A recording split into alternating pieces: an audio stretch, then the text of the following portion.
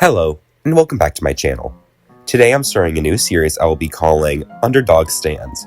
This will be covering stands that I believe were underutilized or overlooked by Iraqi in the community. So, if you would like to see more videos like this, hit the like button and subscribe. Without further ado, let's get into the video. Born in Morio in 1995 to the wealthy Higashikata family, Daya Higashikata had far from a normal childhood. At a young age, Daya's mother, Kato Higashikata, was arrested for the murder of a young boy and sentenced to 15 years in prison. Due to the lack of her mother, her father Norisuke doted on her heavily, especially compared to his other children. Even at the age of 16, he still treated her as if she were an infant. However, this could just be due to Norisuke's nature, as we see him playful and joking around with his son Jobin as well. When Daya was only a few years old, she fell into a ditch which would later on form the walleyes after the 2011 earthquake.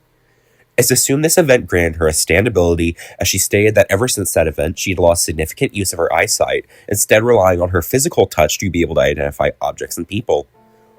We also see due to this that she is typically with her father or another guardian, such as the maid Kei Nijimura, or for our purposes, Josuke. Daya's stand ability, granted as a blessing from the earth through equivalent exchange of her eyesight, allows her to control the people around her by taking their memories once they fuss over her. Fussing can involve anything from worrying about her well-being, trying to trick her, or even attempting to combat her stand by calling for help. This references how Daya uses the people around her in everyday life. However, instead of just helping her function or learn like her guardians do, it allows her to take the target completely under her control and make them reliant on her. As when the condition of her stand's actability is met, she is able to steal one of her victims' memories, typically relating to something important to them, as we see Daya steal Josuke's memories of Yasuho, his own stand, or the objects he has seen around the Higashikata household.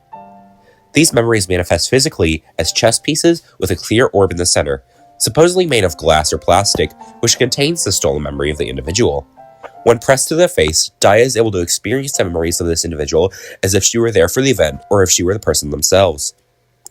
When the chess piece is damaged or destroyed, the damage is reflected not on the stand user, but the victim the memory was taken of. Once these memories are physically destroyed, they can never be given back, even if Daya wished to. The only way to regain the lost memories is to force Daya to step into your shadow, which will cause every memory she has taken from the individual to return to them. After the California King bed arc, we never see this stand ability used again, and Daya becomes reduced to a character with hardly any dialogue after her initial appearance, sometimes even completely fading to the background and becoming irrelevant. It's a shame, as the ability of stolen memories is such an intriguing concept that Iraqi is no stranger to. The most prominent example being Whitesnake, where the memory discs taken from individuals become an important means of storytelling and even the main goal for some arcs in the storyline. Going back further, we also see memories being accessed by Heaven's Door, though the stand more accurately just turns people into books and doesn't necessarily steal memories.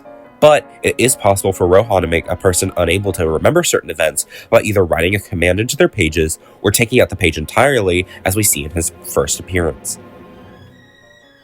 With all this being said, I do believe Daya was underutilized in the series.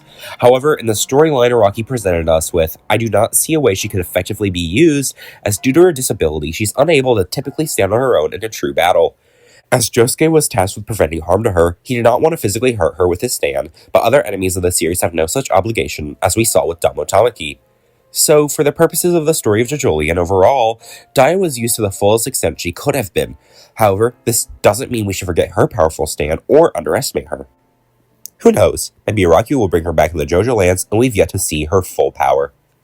Thank you so much for watching, and if you enjoyed this video and would like to see more, why don't you like, subscribe, and share this video to others who may enjoy it. If you have suggestions for who I should cover next, comment them down below. Until next time, au revoir.